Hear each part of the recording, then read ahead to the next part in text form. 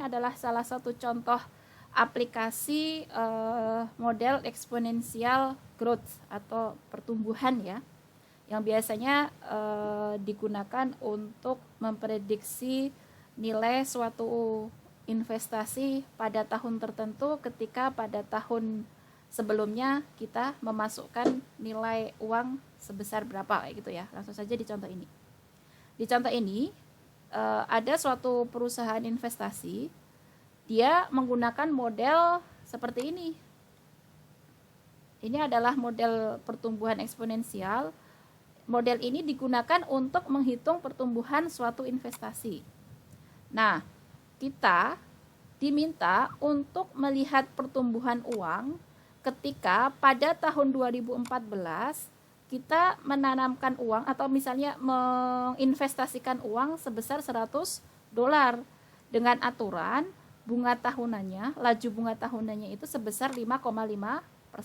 Nah, kita disuruh mengamati nih pertumbuhan dari tahun ke tahunnya seperti apa. Nah, kira-kira gimana cara mengamatinya? Di situ dia sudah bilang bahwa model yang dipakai itu adalah Y sama dengan P E pangkat RT kayak ini. Nah, tadi kita tahu bahwa secara umum tadi kita punya model eksponensial itu dibentuknya Y sama dengan Y0 E pangkat KX kayak gitu kan ya. Nah, dengan catatan K-nya tadi suatu bilangan atau konstanta, Y0-nya itu kalau kita langsung aplikasikan itu dia identik dengan suatu nilai awal. Kayak gitu. Kemudian kalau kita kaitkan dengan di sini X itu berarti waktu. Di sini variabelnya diganti dengan T kayak gitu. Nah, sekarang perhatikan di soal ini. Berarti kalau tadi kita punya identifikasi seperti itu, P ini siapa? Dengan soal ini, kita hubungan dengan soal ini. 100. Ya, $100. $100. Ini nilai awalnya kayak gitu. Kemudian R itu siapa? Laju bunga tahunannya kan ya, berarti dia berapa? Ya. 5,5%. Ini sama saja dengan berapa? 0,055 ya. Selanjutnya dia memasukkan uangnya ke dalam perusahaan investasi ini pada tahun berapa? 2014. Ya, tahun 2014. Nah, tahun 2014 ini identik dengan awal kan? T. T-nya berarti berapa? 0. Pada saat awal dia kan ya? Pada saat T0 dia tahunnya sekian. Nah, sekarang kita mau mengamati nih pertumbuhan uang ini dari tahun ke tahun. Maka kita bisa mengamati di tahun 2015. Berarti T-nya berapa di sini? 1. Dengan demikian, kalau tadi saat T sama dengan 0, kita punya uangnya itu adalah Y0, gitu kan ya? Itu sama saja dengan P. P-nya tadi berapa? $100. Berarti pada saat T1 ini sama saja dengan berapa? Y1 kan? Y1 kita masukkan ke rumus yang di sana. Rumusnya apa di situ? P RT, P-nya langsung saja kita ganti 100. Kemudian R-nya berapa? 0,055. T-nya 1. Dikalikan 1 kayak gitu ya. Berarti ini sama saja dengan berapa? 100 E pangkat 0,055. Kemudian pada tahun selanjutnya, tahun 2016 berarti T-nya berapa? 2. Akibatnya kita akan punya Y2. Pada tahun tersebut uangnya akan menjadi berapa? 100 E pangkat 0,055 dikalikan 2. Nanti dikali 2. Berapa ini jadinya? 11 dan seterusnya gitu ya. Misalnya sekarang tahun 2020 berarti pertumbuhan uangnya ini tahun keberapa ini? Tahun 2020. 6. 6. Yes. Nah, berarti uangnya pada tahun ke-6 itu jadi berapa?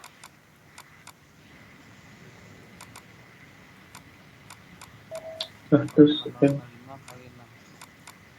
kali Nah, 6. seperti itu ya. Dan Oke, seterusnya gitu. 0,3 Ya, 0,33 ya harusnya. ya. Ya, 33. Nah, seperti itu salah satu penggunaan model exponential growth dan decay ya. Yang kita pelajari ini tadi aplikasi untuk growth-nya. Oke, ada yang mau ditanyakan sampai situ?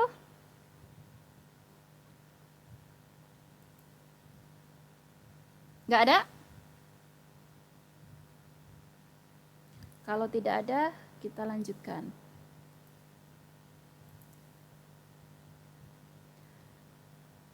Nah, di awal tadi kita rencananya mau mempelajari tentang fungsi eksponensial dan fungsi inverse. Nah, sebelum kita mempelajari fungsi inverse, kita harus tahu dulu tentang fungsi satu-satu. Ada yang sudah tahu fungsi satu-satu itu fungsi yang kayak gimana?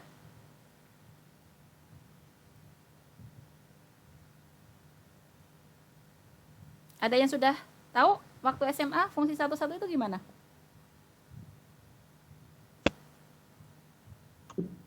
Lupa, Bu. Lupa. Oke. Sekarang perhatikan definisi 1.3. Fungsi f(x) adalah fungsi satu-satu pada domain D jika f(x1) tidak sama dengan f(x2) ketika x1 tidak sama dengan x2 pada domain D. Nah, mudahnya gini kalau saya gambarkan. Saya punya domain. Kemudian di sini saya punya yang kemarin ya, daerah ininya Y kayak gitu. Kemudian domain di sini saya ambil x1. Nilainya x1 itu berbeda dengan x2. Kalau x1 berbeda sama x2, nanti saya bawa ke sini dengan fungsi f kayak gitu. Nanti saya akan mendapatkan f x1 yang nilainya berbeda dengan f x2 kayak gini. Nah, seperti ini dia disebut fungsi satu-satu. Kalau misalnya sekarang saya punya kayak gini. Saya punya x1 yang berbeda dengan x2. Kemudian di sini saya punya f x1 x1 dibawa ke sini oleh f menjadi fx1. Ternyata fx2 dibawa oleh f menjadi fx1 ke sini juga. Berarti fx1 sama dengan fx2. Ini termasuk fungsi satu-satu bukan yang kayak gini? Bukan. Nah, fungsi satu-satu itu tepat gitu ya. Kalau saya punya nilai yang berbeda dari domain, saya petakan ke daerah hasilnya yang berbeda juga dengan tadi. Kalau saya punya x1 berbeda dengan x2, maka fx1 itu akan berbeda dengan fx2 kayak gini. Ini dia bukan satu-satu. Yang ini seperti ini satu-satu kayak gitu. Nah, sekarang coba identifikasi. Saya punya dua fungsi nih. A-nya seperti ini, yaitu fx sama dengan akar x, dan B-nya gx sama dengan sin x. Apakah manakah yang fungsi satu-satu di antara dua fungsi ini?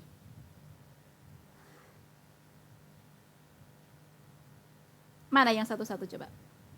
Ketika ketemu fungsi kayak gini, apa yang harus kita lakukan untuk mengidentifikasinya? Oke. Coba satu.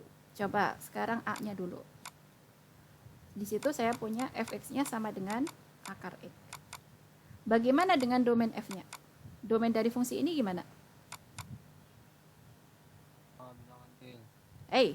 Semua bilangan real? Lebih dari sama. Lebih dari 0. Kayak gini ya. Nah, domainnya lebih dari 0. Sekarang gimana gambar grafiknya? Kemarin kan kita sudah menggambar grafik fungsi yang seperti ini.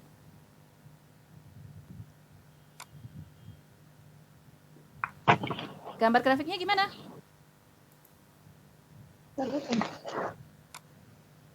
Saya punya bidang kartesius, di sini sumbu x, ke sana sumbu y. Gambar grafik fungsinya kemarin gimana? domainnya kan dari 0 sampai tak hingga. Berarti ada di sumbu X positif kan domainnya? Ya. Nah, kemarin kita sudah menggambarnya bentuknya Ke seperti atas. ini. Inilah gambar grafik fungsi Y sama dengan akar X. Sekarang yang B. Yang B saya punya GX sama dengan sin X. Gimana domain G-nya?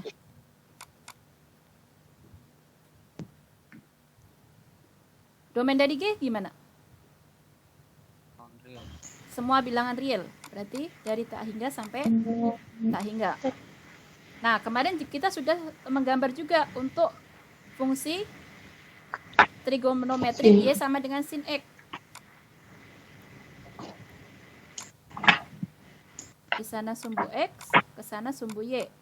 Katakanlah di sini saya mengambil min pi per 2, di sini pi, kemudian dan seterusnya gitu ya.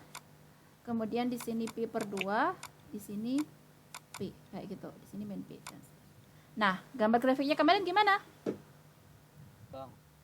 Kalau 0 nilainya 0. Kalau min pi per 2 kemarin nilainya berapa? Min 1. Kemudian kalau pi per 2 nilainya berapa? 1. Kalau pi skalanya kepanjangan ini. Misalnya pi-nya di sini. Pi-nya 0. Gitu ya. Berarti gambar grafik fungsinya gimana? Ya, mulai dari sana. Sini kita kaitkan kayak gitu kan ya. Ini. Nah, kalau dilanjutkan kayak gitu. Nah, sekarang coba perhatikan. Tadi definisinya fungsi satu-satu itu gimana? Kalau saya punya X1 dan X2 yang berbeda pada domain, maka akan menghasilkan fx1 tidak sama dengan fx2. Kita perhatikan domainnya untuk yang gambar pertama. Domainnya kan di sini. Ambil sembarang bilangan yang nilainya antara ambil dua bilangan sembarang ya. Misalnya saya ambil X1 di sini. X1 di sini dan X2 di sini. Maka di sini saya akan punya fx1. Fx1-nya di sini kan? Kemudian X2. X2 saya akan menghasilkan fx2 di sana. Nah, ini X1 berbeda dengan X2. X1 berbeda dengan X2. Berarti bagaimana dengan fx1 dan fx2-nya? Sama enggak berdasarkan grafik ini? Tidak. Kalau misalnya saya geser X1-nya di sini, X2-nya di sana, mungkin sama enggak nanti? Karena kan ini tumbuh naik terus ke sana gitu kan ya? Ya. Ini fungsi satu-satu bukan kalau yang seperti ini? Iya. Iya. Satu-satu. Iya. Ini berarti fungsi satu. Yang kedua, misalnya saya ambil X1-nya di sini. Tuh, di sini itu X1-nya sama dengan 0. Kemudian saya ambil X2 di sini. X2-nya di situ pi. Nah, kalau fx1 menghasilkan fx1 berapa? Sorry, di sini G ya. Gx1 berapa? 0. Kemudian Gx2 berapa? 0. 0. Ini berdasarkan definisi ini satu-satu bukan? Bukan. Bukan. Ini F bukan 1. Kenapa? Karena kalau saya ngambil X1 dan X2 yang berbeda, dia menghasilkan Gx1 dan Gx2 sama. Begitu. Berarti ini bukan satu. Kayak gitu ya. Nah, tadi kalau misalnya oke, kalau di sini kan sebenarnya intuitif ya, kita tadi menetapkan dia satu-satu. Mungkin nggak kalau tadi Y sama dengan akar X kan dia naik terus kayak gitu. Tapi kalau misalnya di sini secara intuitif kita ambil antara X-nya sama dengan min pi per 2 dan X-nya pi per 2 kan berbeda. Dia akan menghasilkan nilai yang berbeda juga kan? Kita tidak bisa ini menyebutkan dia fungsi satu-satu. Walaupun X-nya sama dengan min pi per 2, di sini X-nya pi per 2 menghasilkan nilai fx1 dan fx2 yang berbeda. Kita nggak bisa menyebutnya satu-satu. Karena apa? Karena saya menemukan nilai yang berbeda, dia menghasilkan nilai yang sama. Nah, kalau yang di sini secara intuitif kan dia tidak ditemukan sama sekali nilai X1 dan X2 yang berbeda menghasilkan nilai yang F yang sama kayak gitu kan ya. Nah, kalau kayak gini kan kita sebenarnya harus menelusur semua titik yang ada di domain. Iya nggak? Kita ambil semua Iya. nilai yang berbeda, menghasilkan nilai yang sama nggak? Kalau ada yang menghasilkan nilai yang sama, berarti dia bukan satu-satu. Tapi kan tidak mungkin kita menelusur semua bilangan yang ada di domain, karena di sini bilangannya cukup banyak sekali. Nah, cara yang paling mudah untuk kita mengidentifikasi dia merupakan fungsi satu-satu atau bukan, yaitu dengan menggunakan uji garis horizontal. Caranya gimana? Caranya ikutin aja aturan yang ada di sini. Di sini uji garis horizontal aturannya, kalau saya punya fungsi y sama dengan fx, itu merupakan fungsi satu-satu, jika dan hanya jika kurva dari fungsi tersebut berpotongan paling banyak di satu titik dengan garis horizontal. Nah, paling mudahnya gini. Tadi saya punya fungsi yang a itu fx sama dengan akar x. Kita ambil garis horizontal. Nah, kayak gini. Kemudian kita naikkan, kalau saya naikkan ke sini, saya punya kayak gini. Kemudian kita turunkan. Naik turun di sepanjang domain ini ya, menghasilkan kurva kayak gitu. Kemudian kita lihat titik potongnya, paling banyak berapa. Kalau tadi saya ambil garis horizontal di sini, paling banyak titiknya, potongnya antara si garis horizontal dengan kurva biru ini, dia hanya satu titik di sini. Kalau di sini dia juga hanya satu titik perpotongannya. Di sini juga dia hanya satu titik. Nah, fungsi yang seperti ini ketika perpotongannya itu paling banyak satu, dia disebut sebagai fungsi satu. Tapi kalau misalnya di sini saya mengambil garis horizontal ke sini, garis horizontal ini berpotongan dengan kurva y sama dengan sin x di sini yang biru ini. Dia menghasilkan berapa titik potong ini? 1, 2, 3. Dia satu-satu bukan ini, berdasarkan aturan ini tadi? Bukan. Karena tadi kalau dia satu-satu, dia paling banyak hanya menghasilkan satu titik potong, kayak ini tadi. Sedangkan di sini ada berapa? 3. Berarti ini dia bukan satu-satu, kayak gitu. Cara paling mudah untuk melihat dia satu-satu atau bukan. Gitu ya. Oke, misalnya satu lagi. Saya kasih contoh di sini, misalnya saya kasih contoh yang C. Saya punya fungsinya misalnya hx kayak itu. Hx itu sama dengan sin x, tapi domainnya saya batasi. Domain dari fungsi h itu berada di antara min pi per 2 sampai pi per 2. Pertanyaannya, fungsi ini satu-satu bukan?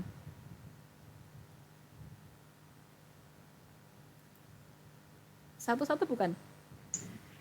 Iya, Kenapa iya? Iya. karena nggak ada yang sama. Karena cuma satu titik yang terpotong. Iya.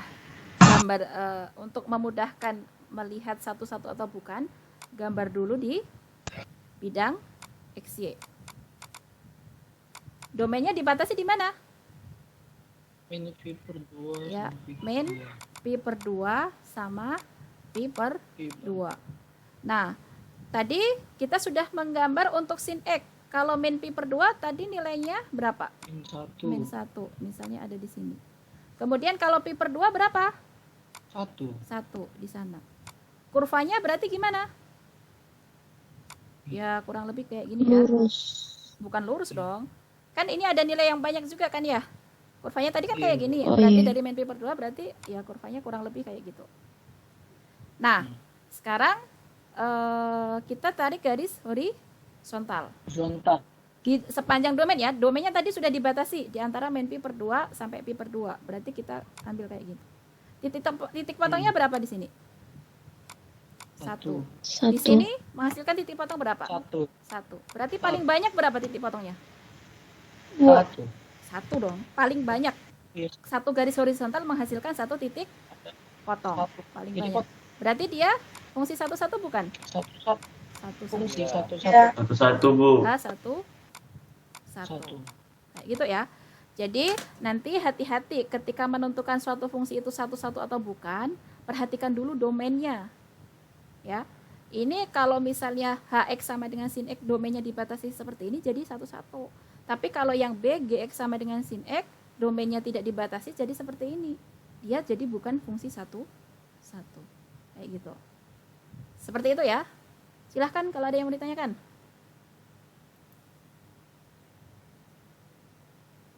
Cukup jelas? Jelas, Bu. Ya. Jelas, Bu. Terima kasih, Bu. Lanjut.